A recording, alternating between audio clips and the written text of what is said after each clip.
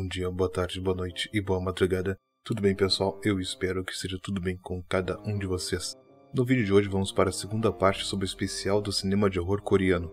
Nessa segunda parte vamos explorar alguns subgêneros de terror, tais como raposas, terror doméstico, apartamentos, centros urbanos e entre outros. Te convido a assistir o vídeo e também a se inscrever no canal. Olá, boa noite, pessoal, tudo bem com vocês? O meu nome é Marcelo e você está no Cinease. Roda a vinheta.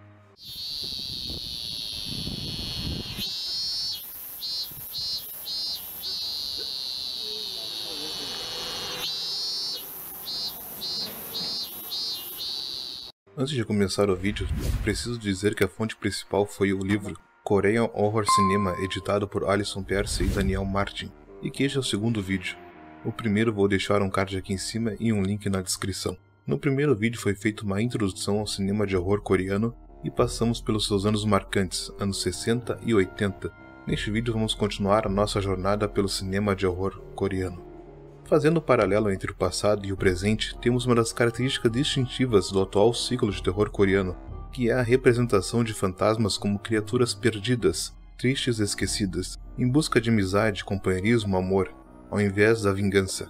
Exemplificando como filmes em Medo, o conto das duas irmãs, um espírito, entre aspas, é obviamente simpático, compartilha a dimensão trágica do espírito Ohon, mas é muito menos agressivo. Os fantasmas de An, no entanto, são pura vingança, aliando-se assim com uma tradição anterior do terror coreano. Em vez de apenas compartilhar sua dor, os fantasmas dos filmes de An buscam justiça para tirar vidas. Uma das principais qualidades do fantasma vingativo no clássico e contemporâneo é que suas vítimas são escolhidas logicamente, com base no senso de justiça.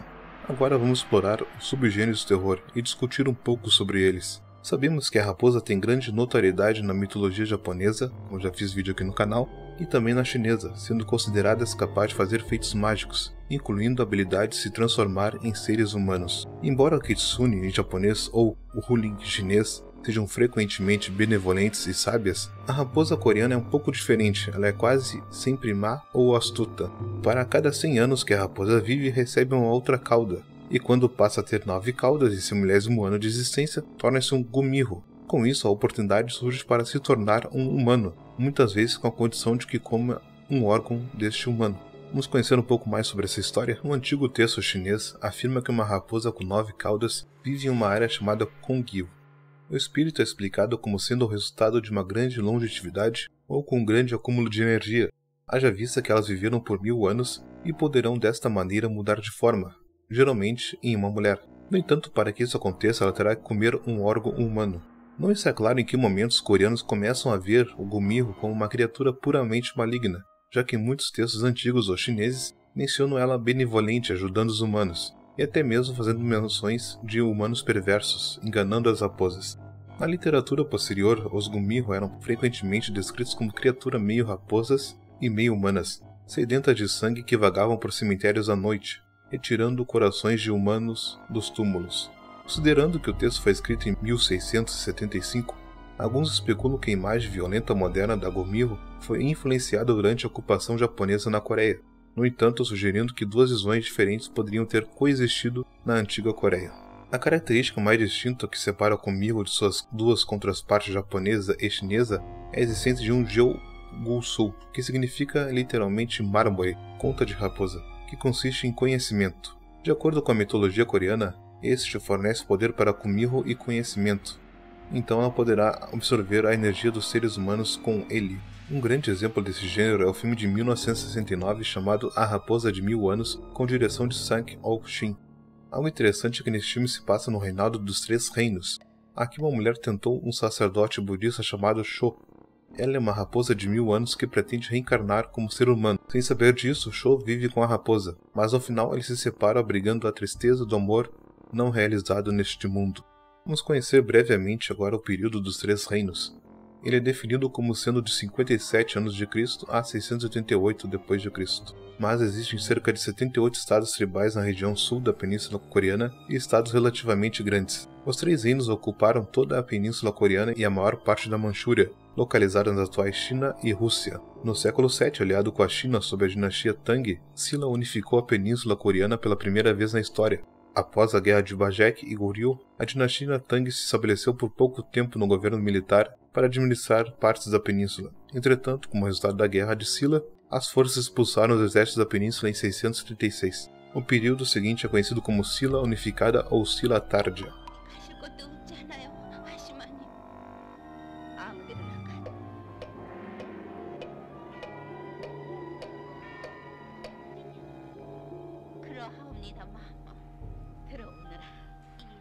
Vamos agora para outro subgênero bem interessante que é o horror do apartamento. Muitos filmes de terror utilizam casas assombradas, muitas vezes remotas, como um espaço singular. Em comparação, um outro grupo de gêneros de filmes de terror se passa em grandes cidades e em apartamentos onde várias residências diferentes compartilham a mesma construção. Podemos citar o exemplo do filme A Janela Indiscreta de Alfred Hitchcock, de 1954, e também a trilogia de Roman Polanski, Repulsa ao Sexo, de 65, O Bebê de Rosemary, de 68 e O Inquilino, de 76. Os apartamentos também apresentam como configurações espaciais importantes em uma série de filmes coreanos desde a década de 70, época em que os prédios foram construídos em massa. O apartamento é um dos mais comuns locais residenciais na Coreia do Sul. De acordo com o censo populacional de 2010, mais de 40% das famílias coreanas residem em apartamentos. O desenvolvimento destes foi iniciado a partir dos anos 60, por governos estaduais autoritários que colocou ênfase exclusiva na quantidade e velocidade do crescimento econômico. Estes blocos funcionariam como máquinas sociais e ideológicas para o crescimento econômico, enquanto mobilizava o público exibindo recompensa material visível e distribuindo riqueza exclusivamente para as classes média e alta. Devido à permeabilidade do apartamento, este espaço mobiliza temas de pessoas solteiras e entre outros. Devido a essa questão, o enredo do apartamento embrange diversos gêneros de filmes, tais como o melodrama, a comédia romântica, o drama familiar, o thriller e o filme de terror. Um grande exemplo deste gênero é o filme Soron, de 2001, com direção de Jong Chan-yoon. No filme temos um mistério de 30 anos que ressurge e assume a vida das pessoas que vivem em um complexo de apartamentos misteriosos. Este filme ele termina exatamente como ele começou, mostrando as costas do protagonista enquanto ele se virava e olhava para o edifício. O que exatamente ele estava olhando? Ao contrário da primeira cena, no entanto, os espectadores agora estão em uma posição de serem capazes de reconhecer que o próprio edifício é objeto de horror. A apresentação do prédio do apartamento em Soron condiz com as condições sociais e conotações de apartamento no contexto sul-coreano. Gelezal enfatiza que nem todo apartamento coreano existe e se encaixa num modelo especial identificado com os frutos do desenvolvimento econômico, ou seja, modernidade, eficiência, economia e afluência material, sintetizada pela classe média urbana de Seul. O prédio decadente de Soron não apenas funciona como espaço de horror, mas também se torna um objeto de terror em si. Materialmente incorpora um horror enterrado sob o desenvolvimento do turbocapitalismo, a sociedade sul-coreana moderna sob os regimes autoritários. Neste filme, o espaço do apartamento é como se fosse uma arena social, onde o espaço é supostamente fechado e de domínio privado, mas está sujeito à invasão de indivíduos.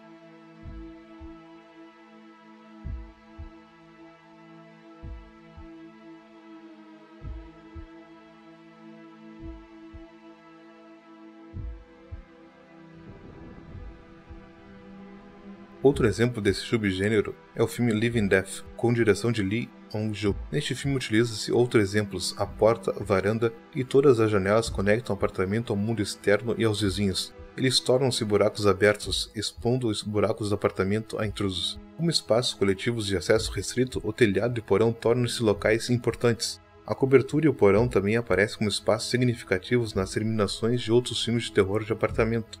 Por questões de segurança, o acesso dos residentes a telhados geralmente é estritamente proibido. No entanto, o telhado é frequentemente pregado cinematograficamente como um espaço liminar que liga o espaço aberto externo e o apartamento. Além disso, funciona como uma saída, embora fatal para personagens que não têm outra saída para horríveis realidades da vida. O período de expansão do filme de terror coreano contemporâneo foi de 2003 a 2007, uma época que estabeleceu expectativas particulares na indústria cinematográfica coreana sobre a produção de filmes de terror, incluindo a ideia de que um filme de terror pode ser feito com orçamento baixo por um diretor estreante para obter o lucro máximo.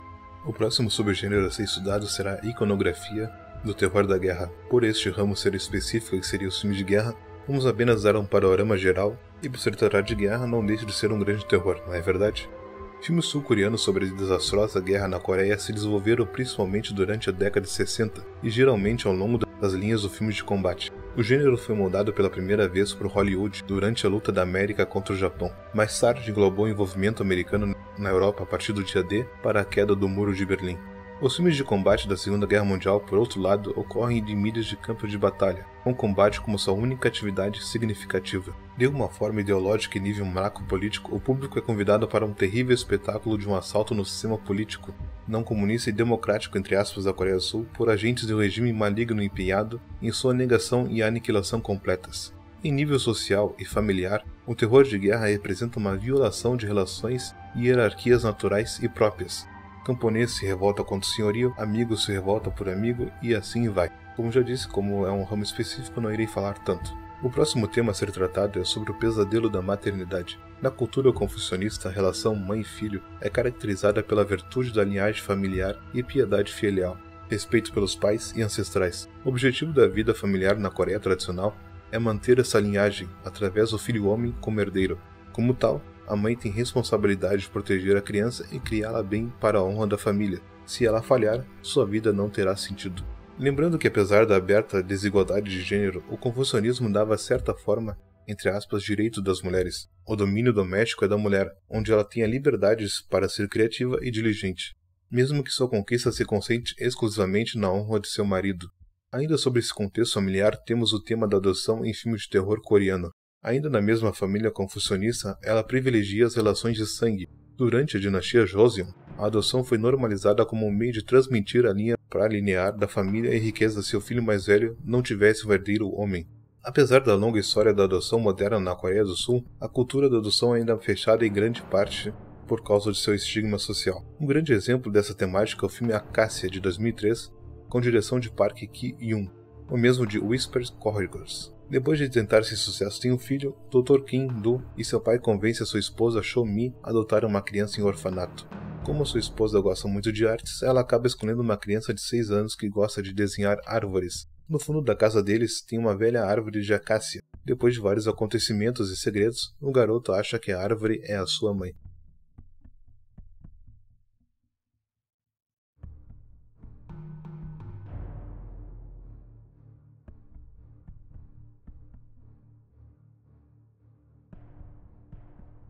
A maternidade sempre foi uma virtude celebrada na Coreia, mas as mães também ocupam uma posição central no filme de terror coreano, desde a história que inspirou o filme Medo até o mais recente Sorrow.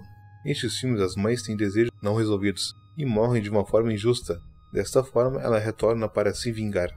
Como dito no primeiro vídeo, o terror coreano basicamente surgiu na década de 60, que foi uma das épocas de ouro e no final dos anos 80 já estava perdendo entre aspas sua força.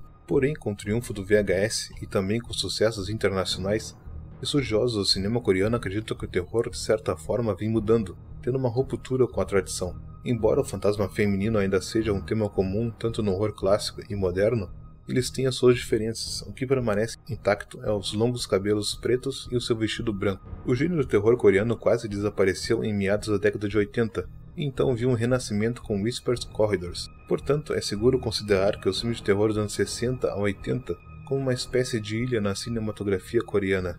Esses filmes só existiam então e não existem mais. A estudiosa de cinema coreana Ji-hee Choi observa que a trama de vingança fantasma, empregada no cinema de terror coreano nos anos 60 e 70, é motivada pela necessidade para proteger o parentesco, muitas vezes envolvendo uma mãe morta protegendo seu filho. Mas em filmes de terror contemporâneos, como a série Whisper Corridors, é uma ameaça à amizade que faz com que os fantasmas exerçam seus poderes sobrenaturais. Podemos concluir também que a série essa Whisper Corridors é uma crítica ao sistema educacional coreano.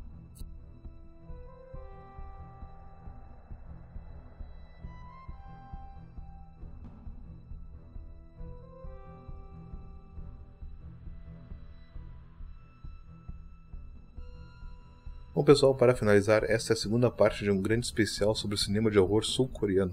Podemos concluir que o cinema de horror foi evoluindo ao longo do tempo, mas que ainda tem resquícios lá do início do cinema de horror. O cinema nesse sentido está evoluindo, trazendo algumas histórias contemporâneas e mesclando com as do passado, fazendo assim o cinema uma inspiração e conjunto entre o passado e o presente. Se você gostou do vídeo, não se esqueça de deixar o seu gostei, compartilhar o vídeo para que outras pessoas possam saber sobre essa incrível história do cinema de horror e também peço para se inscrever no canal. Muito obrigado e até a próxima.